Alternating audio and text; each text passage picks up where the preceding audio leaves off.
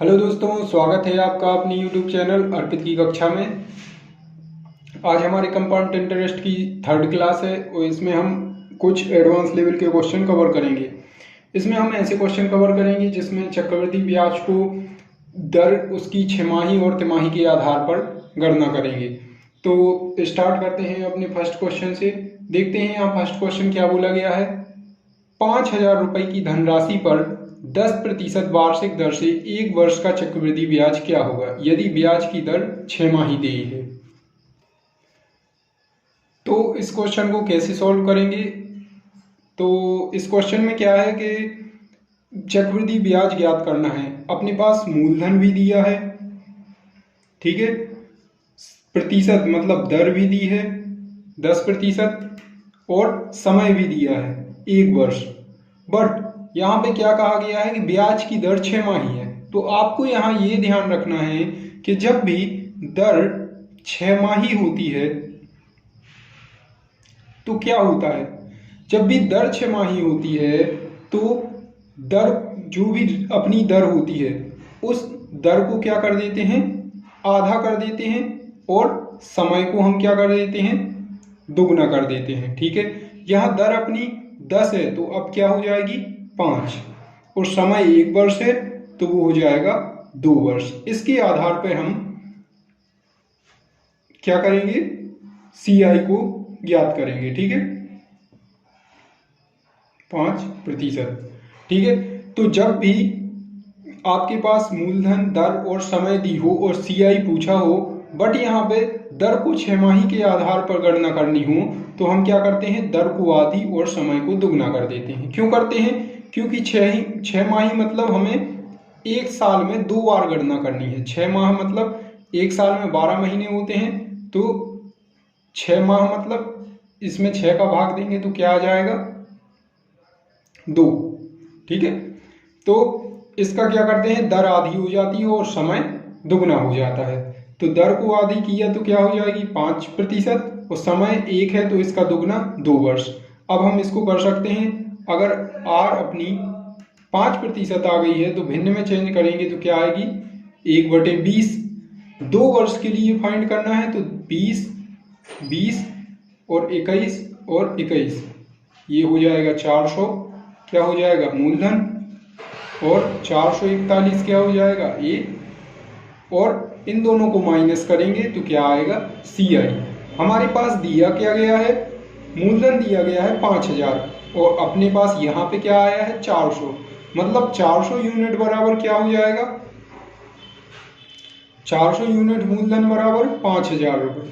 ठीक है, तो 1 यूनिट बराबर क्या होगा 5,000/400, ये 2 जीरो से 0 कैंसल। 1 यूनिट बराबर क्या आ जाएगा 4 एकम 4, 4 दूनी 8 मतलब 25/2 मान लेते हैं अपन। ठीक है, अब यहाँ पूछा क्या गया है, CI पूछा गया है तो इसको माइनस करेंगे तो क्या आएगा 41 यूनिट। तो अपना CI क्या आएगा 41 यूनिट में 25/2 का क्या कर देंगे, गुणा कर देंगे 1 यूनिट का, तो CI आ जाएगा अपने पास। तो क्या होगा यहाँ पे, ये हो जाएगा 12.5, तो 41 गुणे 12.5 तो ये आ जाएगा अपना, इसको गुणा करेंगे तो 512.5 रुपये क्या आ जाएगा अपना CI आ जाएगा। ठीक है, तो क्वेश्चन समझ में आया। क्या करेंगे अपन यहाँ पे, जब भी ब्याज की दर 6 माही कही जाए तो हम दर को आधा और समय को दुगना कर देंगे और जैसे ही अपन CI की गणना करते हैं, फर्स्ट वीडियो में हमने देखा था, उसके आधार पे हम CI को निकाल लेंगे। तो आइए दोस्तों इसी टाइप का एक क्वेश्चन और देखते हैं। इसमें देखते हैं क्या बदलाव किया गया है। 16,000 रुपये की धनराशि पर 20% वार्षिक दर से 9 महीने का चक्रवृद्धि ब्याज क्या होगा यदि ब्याज की दर तिमाही है। तो हमारे पास मूलधन दिया है, दर दी हुई है, समय दिया हुआ है, 9 महीने दिए हुए हैं बट इसमें, और चक्रवृद्धि ब्याज ज्ञात करना है। और क्या बोला गया है यहाँ पे, दर तिमाही देय है, ठीक है ना। दर क्या है, तिमाही है। तो हमने वहां पे क्या किया था, छमाही थी तो वो साल का कितना था, 1/2 दूसरा हिस्सा था, ठीक है ना।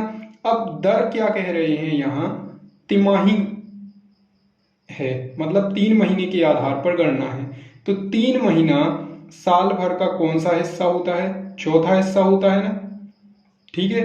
तो दर को हम क्या कर देंगे, 1/4 कर देंगे, और समय क्या कर देंगे, दर को क्या करेंगे 1/4, और समय क्या हो जाएगा, 4 गुना हो जाएगा, ठीक है। तो अपने पास मूलधन दिया है 16,000, ठीक है ना, और दर दी है अपने पास 20%, और समय दिया है 9 महीने, ठीक है, 9 मंथ है ये, और ये 20% है। तो हमने क्या कहा, जब भी तिमाही है तो तिमाही के लिए सबसे पहले गणना करने के लिए 1/4 है कि 1/2 है, मतलब उसका आधा है, या 1/3 है। तो कैसे पता चलेगा, हम 12 में उन महीनों का भाग दे देंगे तो हमें पता चल जाएगा ये चौथा भाग है, मतलब 3 महीना पूरे साल का कौन सा भाग है, चौथा भाग है। चौथा भाग है तो दर को हम 1/4 कर देंगे और समय को उसका 4 गुना कर देंगे, ठीक है। तो दर हमारे पास 20% है, तो नई दर कितनी हो जाएगी, इसका 1/4 करेंगे तो 20/4 मतलब 5% हो जाएगी। और महीने 9 महीने हैं, 9 महीने को हम 4 गुना करेंगे तो कितने आएंगे, 36 महीने आ जाएंगे। और 36 महीने को हम साल में बदलेंगे तो क्या होते हैं एक साल में, 12 महीने, तो 12 × 36 3 वर्ष हो जाएंगे। तो अब हम CI को कैसे निकालेंगे, यहाँ P मानेंगे 16,000, दर होगी 5% और वर्ष होगा 3 वर्ष। बस अब आप निकाल सकते हैं। R यहाँ 5% हो गई, तो भिन्न में क्या हो जाएगा, 1/20। 3 वर्ष के लिए गणना करनी है तो क्या करते हैं, 20 20 20 और 21 21 21, 20 का करेंगे तो 2 दूनी 4 दूनी 8, 8,000, और 21 का क्यूब होता है 92 61। ये हम बता चुके हैं, ये P होता है, ये A है, और इन दोनों को माइनस करेंगे तो CI आएगा। 9 92 61 में से 8,000 जाएंगे तो 1261 आएगा, ठीक है। अब 1261 कितने के बराबर है, 1261 नहीं, यहाँ पे हमारे पास क्या दिया है, मूलधन दिया है, और यहाँ पे क्या आया 8,000, मतलब कि जो मूलधन है 8,000 रुपए, वो कितने के बराबर है, 8,000 यूनिट 16,000 के बराबर। तो 1 यूनिट कितना होगा, 1 यूनिट बराबर क्या आ जाएगा, 2 रुपए, ये आ जाएगा। तो अब क्या करेंगे, हमें ज्ञात करना है चक्रवृद्धि ब्याज, और चक्रवृद्धि ब्याज क्या है, CI 1261। तो 1261 यूनिट है, तो उसमें 1 यूनिट बराबर 2 रुपए है, तो इसमें 2 का गुणा कर देंगे तो CI आ जाएगा अपना 2 × 2 = 12 24 1 25, 2522 रुपए इसका CI आ जाएगा, ठीक है ना। तो आपको केवल एक ही चीज याद रखनी है, जब भी आपको यहाँ पे तिमाही या 4 महीने की ब्याज दर हो या 6 माही ब्याज दर हो, तो जितने भी महीने दिए होते हैं उसको 12 से भाग देते हैं, तो यहाँ पे हमें आ जाता है ये वो महीने साल भर के कौन से हिस्से के हैं, मतलब ये 1/4 है, 1/4 है ना 3 महीने, तो दर को हम 1/4 कर देते हैं और समय में उतने का गुणा कर देते हैं। तो यहाँ से हमें नई दर और नए समय आ जाता है, जिसके आधार पर हम CI की गणना कर लेते हैं। आइए दोस्तों, हम एक टाइप का क्वेश्चन और देखते हैं क्या पूछा गया है इसमें। एक धनराशि चक्रवृद्धि ब्याज से 2 वर्ष में 4840 रुपए तथा 3 वर्षों में 5324 हो जाती है, ब्याज की दर ज्ञात करें। तो हम बता चुके हैं, जब भी दर ज्ञात करने के लिए आए तो फॉर्मूला यूज करना सरल होता है, ठीक है। तो हम फॉर्मूला क्या पढ़ चुके हैं, A बराबर होता है P1 + R/100 की पावर n होता है, ठीक है ना। A मिश्र धन होता है, P मूलधन, R दर, n समय होता है, ठीक है। ये अपन पढ़ चुके हैं, 1-2 क्वेश्चन और ट्राई कर चुके हैं अपन, तो इसको भी देखते हैं। क्या है कि चक्रवृद्धि ब्याज से 2 वर्ष में 4840 रुपये तथा 3 वर्षों में 5324 हो जाती है। हम बता चुके हैं कि जब भी लिखा हो जाती है तो वो क्या कहलाता है, मिश्र धन कहलाता है, क्योंकि उसमें मूलधन में ब्याज उसका ऐड होके ये इतनी हो गई है। ठीक है, तो ये कहलाएगा ए। तो 2 वर्ष में मिश्र धन क्या आता है अपना 4840 रुपये। ठीक है, और 3 वर्ष में मिश्र धन क्या आता है 5324 रुपये। ठीक है, अब अपन को ब्याज की दर ज्ञात करनी है। यहां अपने पास मूलधन भी नहीं है, तो हम अगर इन दोनों को कंपेयर कर दें, कैसे कंपेयर करेंगे, तो हमें क्या करना है, यहाँ पे हम अगर 2 वर्ष के लिए लेते हैं तो क्या होगा, ए बराबर क्या है, डायरेक्ट लिख लेते हैं हम 4840 है ना, 4840 है ये।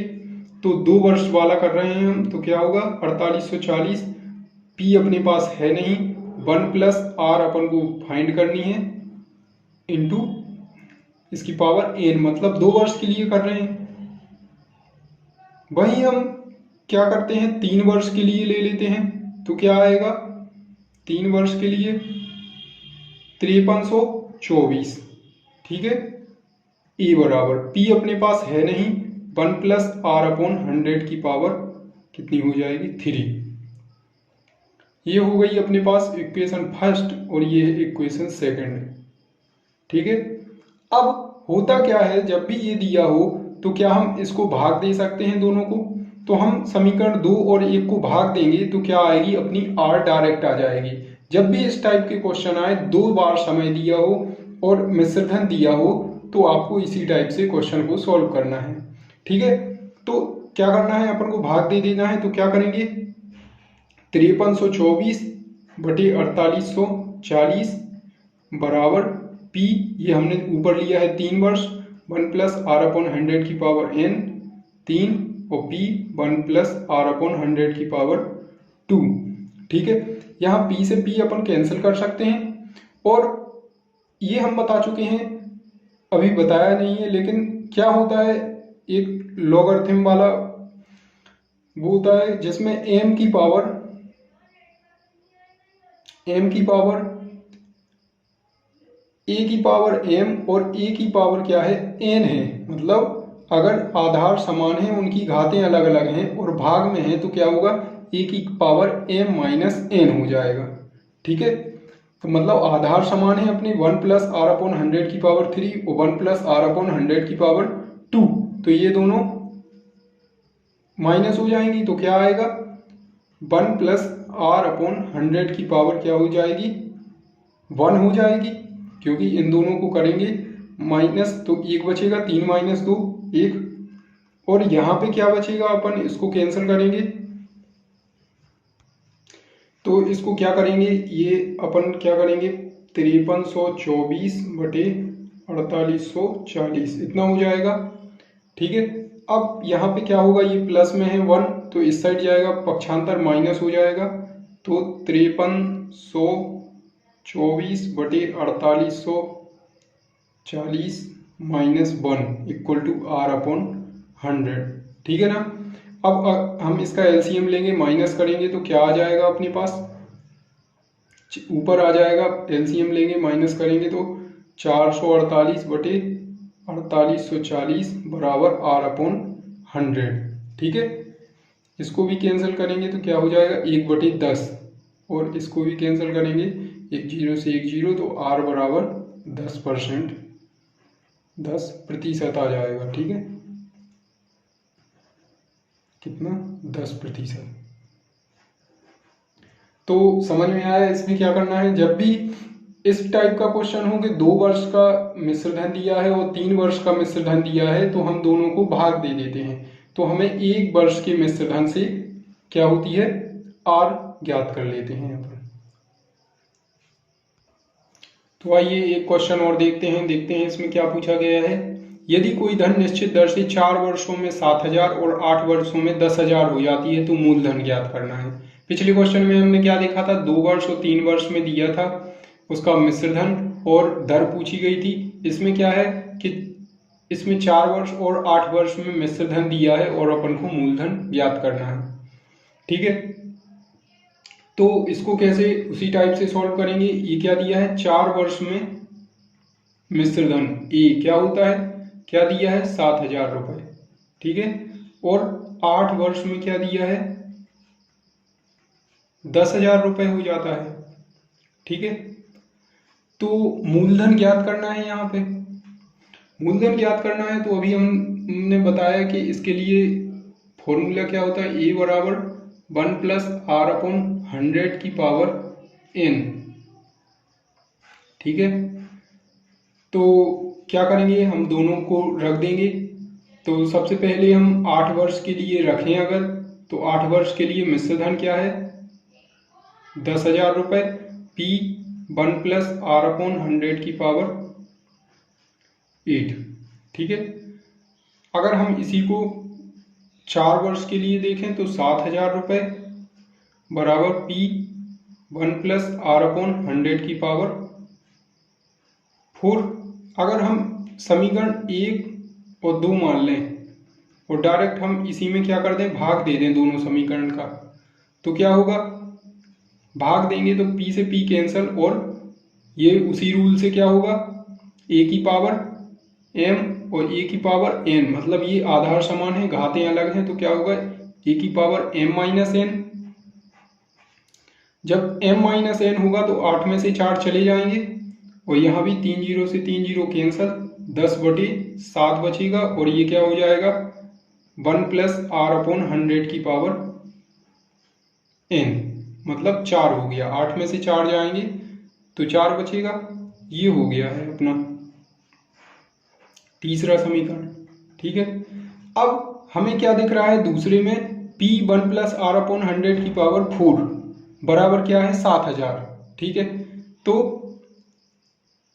P 1 प्लस आर अपॉन 100 की पावर 4 बराबर है 7,000। तो यहाँ पे हमारे पास 1 प्लस आर अपॉन 100 की पावर 4 बराबर 10/7 आ गया। तो दूसरे समीकरण में हम इसका मान रख देंगे। ठीक है, तो क्या होगा 7,000 बराबर P 1 प्लस आर अपॉन 100 की पावर 4 और 1 प्लस आर अपॉन 100 की पावर 4 बराबर क्या है 10/7। तो 7,000 बराबर P इंटू 10/7। तो क्या हो जाएगा, 1 जीरो से 1 जीरो कैंसल और 7 सतैया 49। तो 4900 क्या हो जाएगी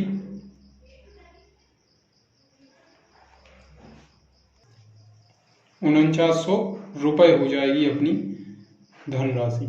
ठीक है, तो उसी प्रकार का क्वेश्चन था, उसी टाइप का क्वेश्चन था।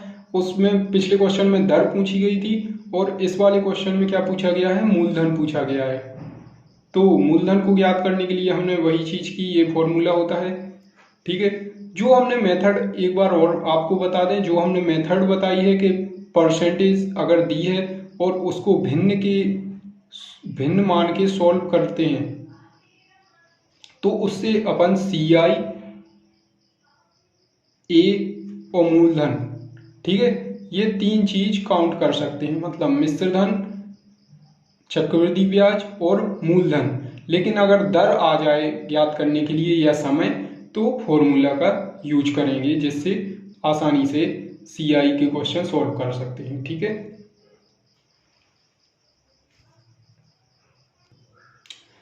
दोस्तों अगर आपको हमारी वीडियो पसंद आती है तो उसे ज़्यादा से ज़्यादा लाइक कीजिए, शेयर कीजिए तथा हमारे चैनल को सब्सक्राइब कीजिए। साथ ही बेल आइकन को भी प्रेस कर लीजिए, जिससे कि आपको प्रतिदिन की वीडियो डेली अपडेट होती रहे। और अगर आप जीके की तैयारी करना चाहते हैं तो हमारे टेलीग्राम चैनल सिर्फ एजुकेशन चैनल को ज्वाइन करें।